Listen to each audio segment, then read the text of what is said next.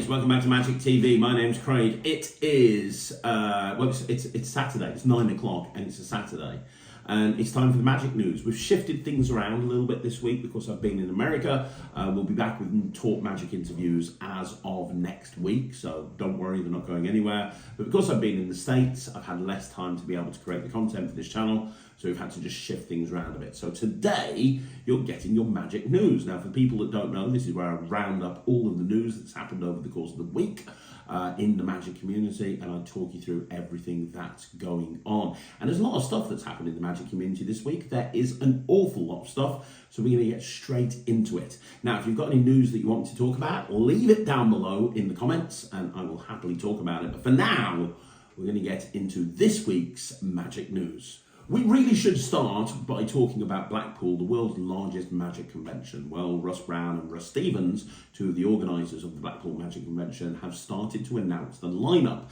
very, very early. Blackpool's not until February 2026, and they've already announced the lineup. And I think Blackpool, and I haven't spoken to either of the organisers about this, but I think that the organisers behind the Blackpool Magic Convention are trying to prove a point, and I think that that is absolutely the right thing to do.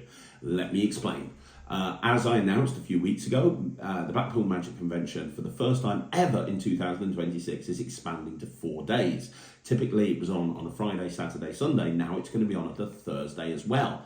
And a lot of people, not everybody, but a small group of people moaned about this. They said, because obviously they put the price up because it's 4 days, not 3. They've put the price up. People have said, oh, we're being forced to have an extra day. That extra day, there's not going to be really anything going on.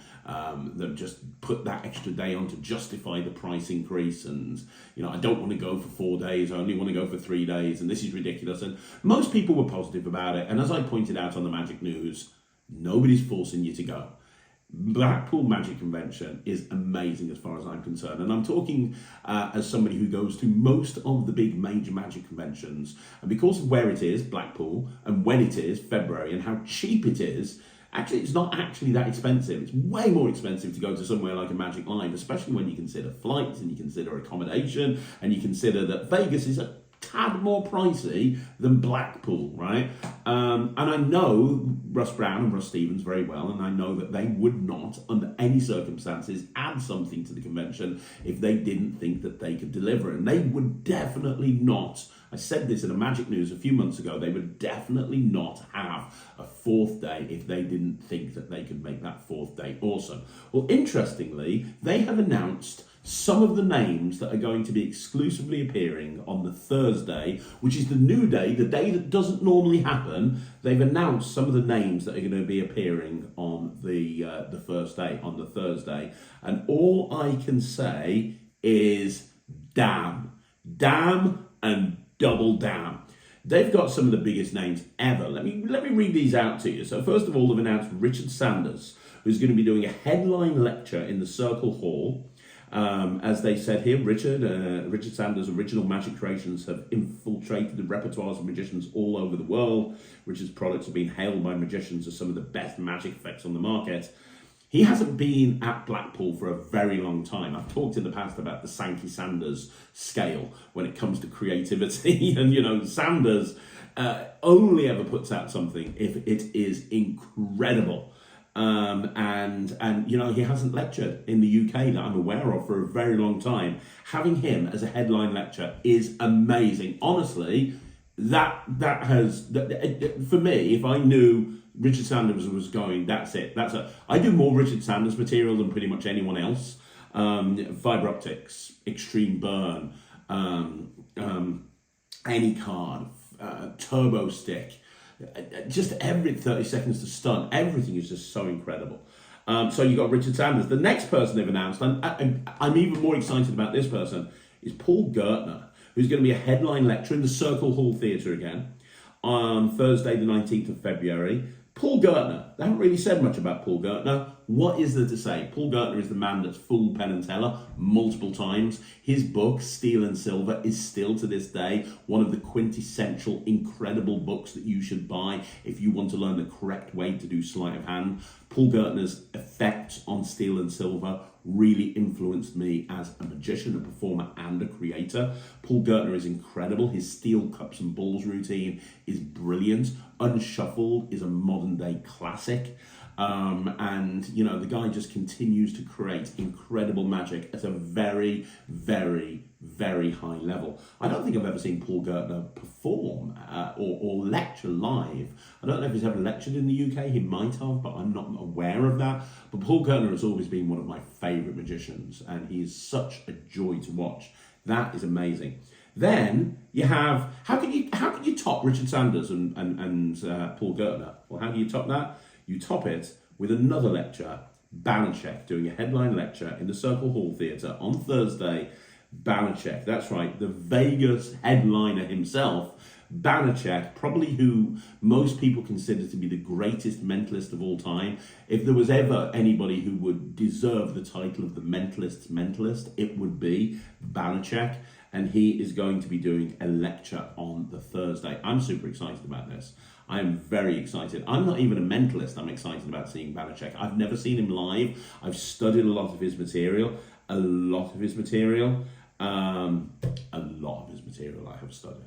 And it's all good. It's all great. It's all brilliant. And, you know, his work on PK touches is just phenomenal. Banachek, whether you're a mentalist or not, you'll learn so much from going to his lecture. Then you have a headline show, the Zabrecki Hour. So one of the shows, this is going to be in the arena. Prepare to step in a world where boundaries of magic, comedy, and performance art blur beyond recognition. Rob Zabrecki is the Zabrecki Hour, is an astonishing one-man tour de force that brings audiences face-to-face with a unique brand of storytelling, offbeat humour, and mind-bending illusions. It's less of a show and more of an experience, one that feels like it's been lifted straight from the strangest corners of your imagination.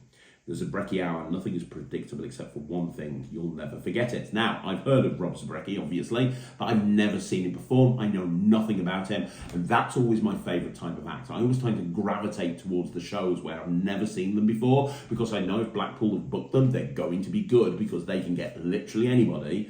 And the fact that he's appearing at the Blackpool Magic Convention tells me everything I need to know. Bit of a wild card for me there. Very excited. Then you have another headline show. You have Jack Rhodes, the full UK tour show in the Opera House Theatre on the Thursday, the 19th of February.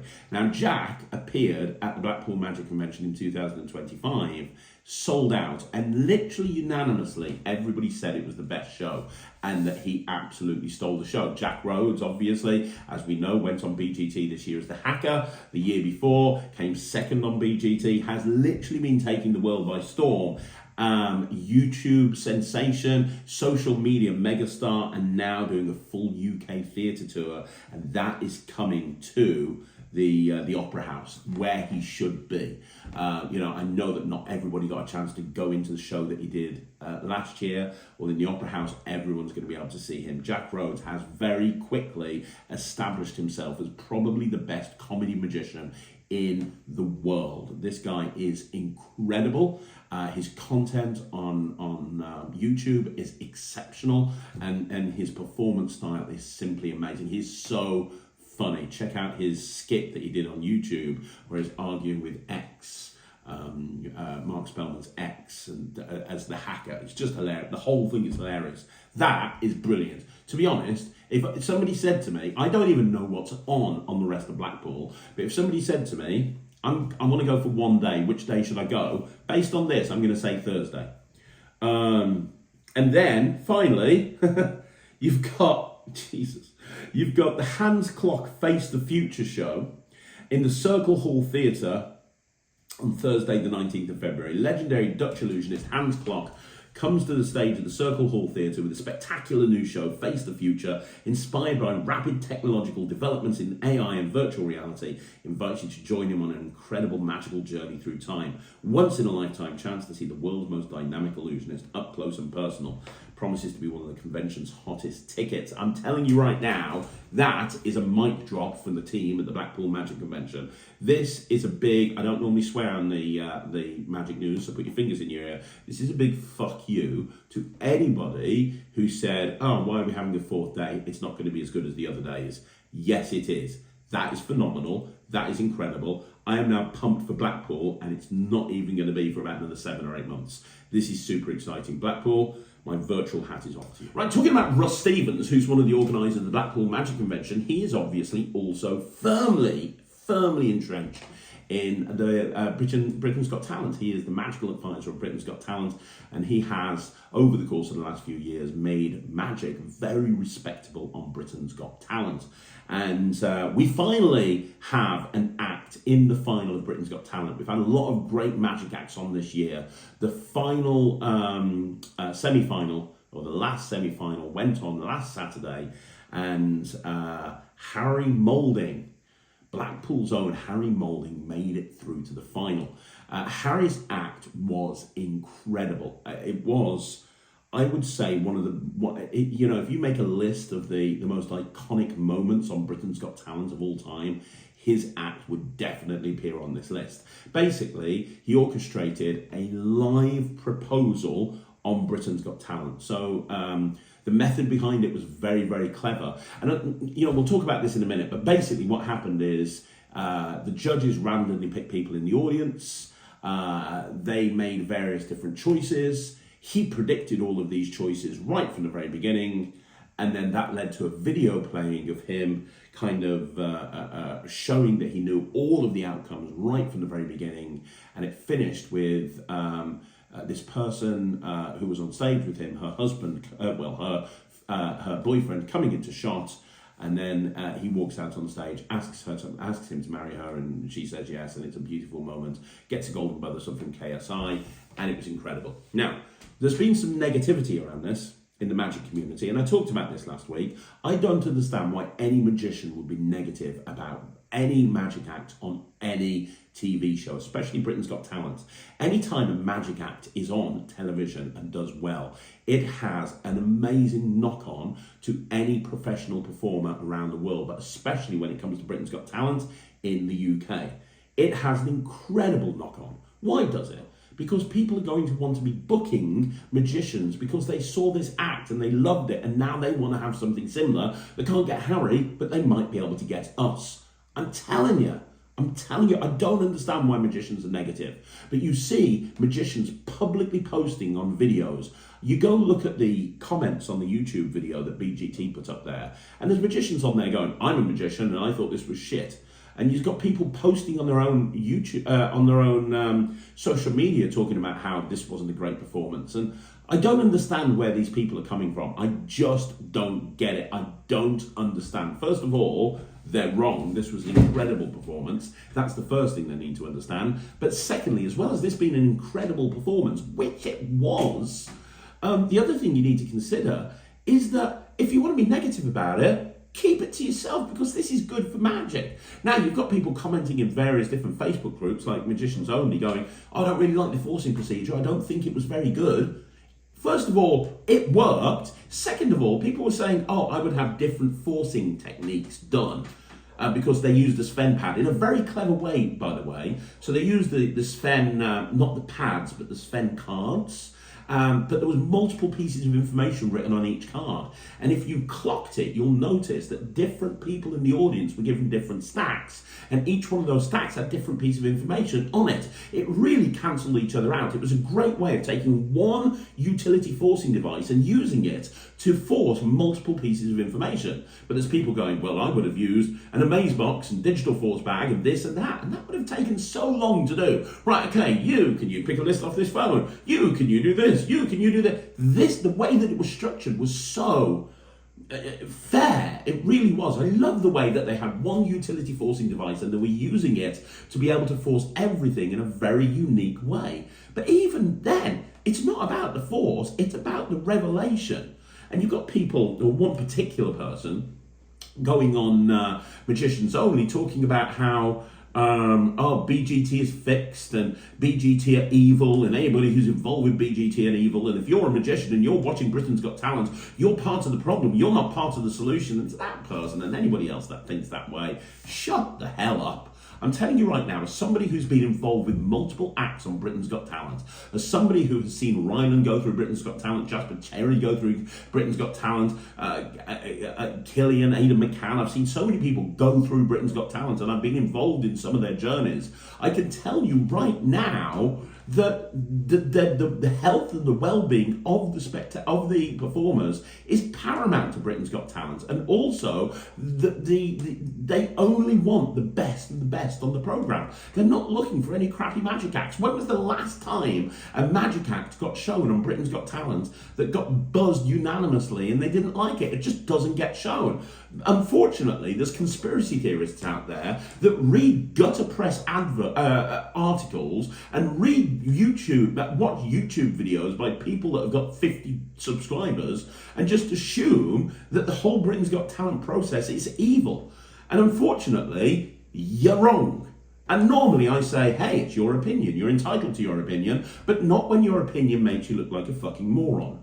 And in this case, your opinion is wrong. The whole point, and I can tell you that firsthand, that the process on Britain's Got Talent is really, really fair. I'm telling you that right now. And for anybody who disagrees with that, we'll take your tinfoil hat and shove it in the cupboard, because you're wrong. It's as simple as that. And as a community, we should be raising Harry Moulding up and saying, congratulations, you are the man. That was an incredible performance. Thank you for all the extra gigs that I'm going to get because of your hard work on the programme. Thank you for portraying magic in such a great light. And let's thank Russ Stevens as well, as opposed to bitching on a Facebook group because you haven't got basically any other outlet and you couldn't really care less. It's just ridiculous. Okay, talking about Got Talent, I have to give a shout out. The America's Got Talent has started and the first round of auditions went up and Zach Mires did a fantastic audition.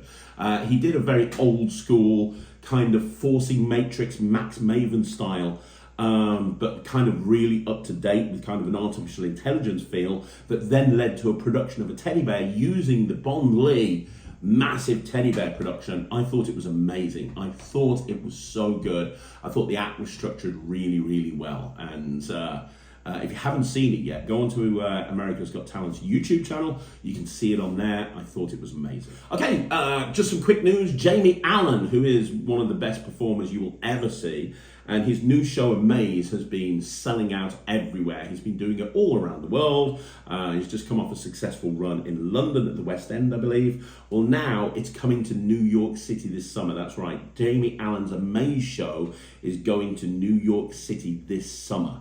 So if you want a chance to see Jamie Allen's Amaze show, if you go onto his website, just Google Jamie Allen Amaze. If you go onto his website, you can now register interest for when the tickets get pre-sold. The dates aren't up there yet. I can't really tell you anything. But if you are going to New York or you live in New York or anywhere near New York and you haven't seen Jamie Allen, especially the Amaze show, this is your chance to go and watch it. He will be this summer at New York City doing his Amaze show. So make sure you look out for that.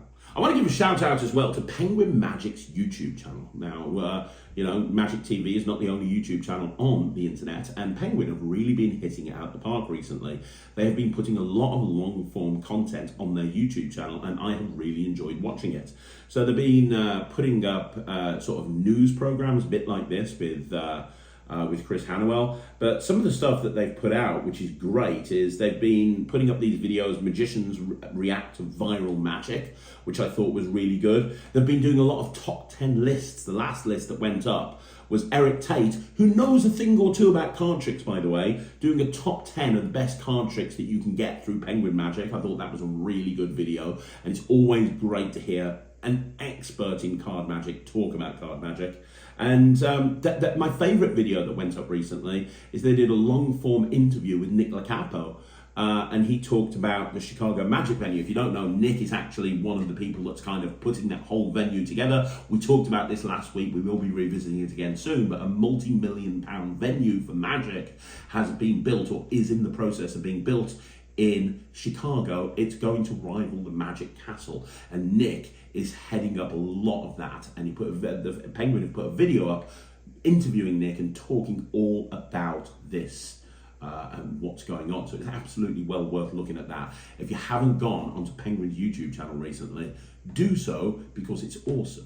Talking about Penguin, there have been some rumours recently that Nick Locapo is leaving Penguin Magic. A lot of people have been saying, is Nick leaving? Is Nick leaving? Nick has been the face. Nick and Eric have been the face of Penguin Magic for as long back as I can remember, and at least since before the pandemic. And now people are worried that Nick is leaving. He's not going anywhere. They've put a video up on their on their socials and the shorts that basically says Nick has relocated to Chicago.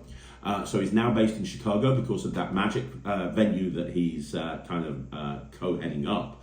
And so he's not based in Columbus, where a lot of stuff is being filmed, but he's still creating content and doing his job for Penguin, but he's now doing it over in Chicago. So Nick's not going anywhere. He's still part of the Penguin Magic team. He's still going to be the face of Penguin Magic for a long time to come. So for anybody that's been worried, and people have been putting rumors up online about this, please don't be worried. Nick is not going anywhere. Now, talking about YouTube channels, let's talk for a minute about Nemid Phoenix and Magician Levels Up. His channel has been going from strength to strength to strength. I think he's on week 8 now. If you don't know what the premise is, the idea is that he's got a channel called Magician Levels Up, and every week Nemid talks about how he's wanting to improve his goals. He wants to get better at business, he wants to get better at weight loss, he wants to get better at magic, he wants to get better at everything, and you're following his journey. And as part of that, he does reviews, and he's also doing interviews with people. Well, a great interview just went up with one of my favourite magicians, Nicola Arcane. That's on the latest episode that Nemid put up. He puts videos up once a week on a Wednesday, and they're always really fun to watch. So if you haven't seen this week's, go and check it out. It's with Nicola Arcane, Magician Levels Up on YouTube. Keep up the good work, Nemid. Your videos are fantastic. Okay, let's talk about new products that have come out to finish things off on this week's Magic News. First of all, Credit Swipe has come back in stock. For those of you that don't know, Credit Swipe, my trick that came out last couple of weeks ago with Penguin Magic, sold out in 0.2 seconds. They've had to bring the stock in. It was up for pre-order for a while. It's now back in stock. It's still only $23, and it is a really cool version of Presto Printo by Daryl, but I've applied it to credit cards. I will be doing next week a full exposure video, so make sure you look out for that, but it's one of my favourite everyday carries. So you can go check that out. That's Credit Swipe. That's now back in stock. In terms of tricks that have come out recently, let's have a look. Gentleman's Magic has put a lot of stuff into Murphy's Magic, so it's now available from your favourite magic dealer. You've got the Bottle Pocket, which is, if you remember the bottle by Michael Chatelain and Gentleman's Magic, it's the little bottle with a cork in it and the $50 went in. They've now got the pocket version of that as well, which is a lot smaller, much better for walk around situations, and now you can make something appear in there, not just a coin. Imagine like a Tic Tac or something like that. There's a lot of different options. I will be reviewing that at some point soon. Also, another thing that's come out soon, this, I haven't got it. It seems like the most pointless thing I've ever heard in my entire life. I haven't got it. The Invisible Deck Crib by Charlie Roper. I don't really get this. It's a crib that you can put on your deck of cards. This utility helps magicians learn this classic trick faster, and also serves as a backup tool in the event a mental block happens during your performance. It eliminates memory work and math. But you don't need memory work and math. If you just spread them up here like this, you just look for the card they've named and you push it up.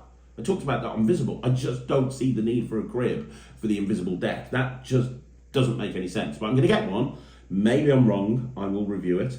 I don't think so, but we'll see. Coffee Break has now been put into Murphy's. Coffee Break from Gentleman Magic. If you don't know what Coffee Break is a chop cup made out of a coffee cup, and you also get lots of little sort of coffee sachets that you can use as a final load, and you can have a borrowed object appear in there. It's all very good. Very, very, very, very, very good. So it's actually worth checking that out. I picked that up a couple of years ago. I was very, very happy with it. Stolen is now back in stock as well. I reviewed Stolen on the Craig and Riley review show a couple of weeks ago. It is, in my opinion, the best ring flight I've ever seen. So that is there as well. Not that much new stuff in, to be perfectly honest. Not that much stuff in at all. You've got Quantum Aperture by Kayla Morelli. Now, I actually reviewed this after Magic Live last year. It was available at Magic Live. It was available from Tannen's. Now it's available the whole world around because it's gone into Murphy. So Quantum Aperture is probably the best moving hole you'll ever see. The visuals are incredible. You can't examine the card, but the visuals look so good. They really do.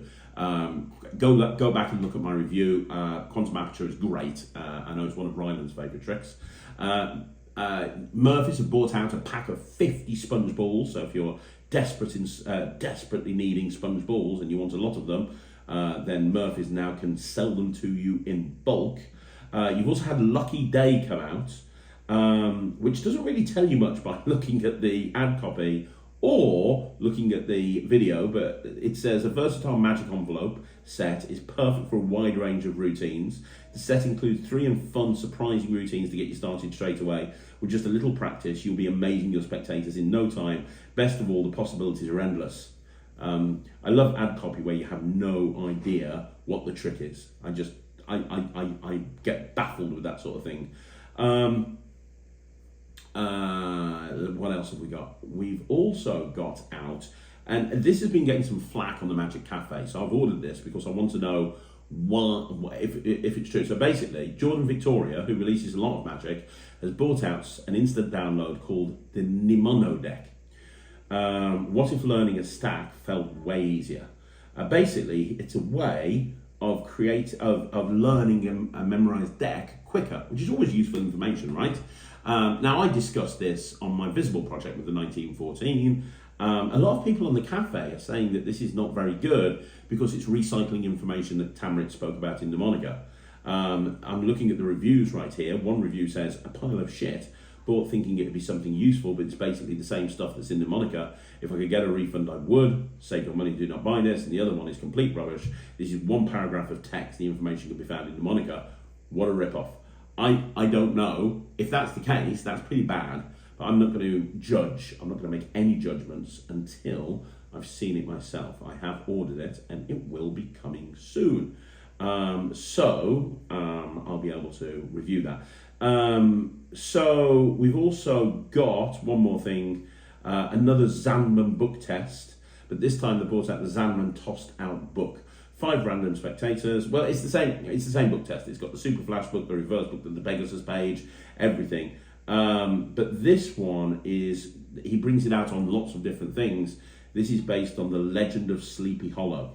So if you're a Zandman fan, he's put another book test out, which is great. All of his book tests are wonderful. You pick the one that kind of works for you, I suppose. And that's all of the tricks that I've said. Oh, Lucky Man by Michael Chatelain. Michael Chatelain is an expert at creating gimmick magic, and he has brought out 3 effects achievable with Lucky Man. The first one is the passage. You show your spectator a box of Tic Tac candies. There are 2 candies inside, one red and one white. You take the white one out of the box and the box is closed. You bring it close to the box and it will pass through the box and end up back inside. And then the whole thing is examinable. Oil and water, you can perform the classic oil and water effect with 8 Tic Tacs. Your spectators place the Tic Tacs one by one in the box. They shake the box, and once thoroughly retrieved, you open the box, turn your head, you pour 4 candies into your hand, and they mix up and they're separated and so on and so forth. And then the last one is called Signature, box of Tic Tacs and a marker. You put a Tic Tac into your spectator's hands and ask them to sign it. The spectator then places the Tic Tac back in the box. You invite them to close the box and to shake it to mix it inside all the Tic Tacs, and then turn your head and open the box, put a single Tic Tac in your hand, open your hand, it's the spectator's Tic Tac, and it's signed. So that sounds interesting. The trailer makes it look really good. I don't really know. I'll find out when I've got it.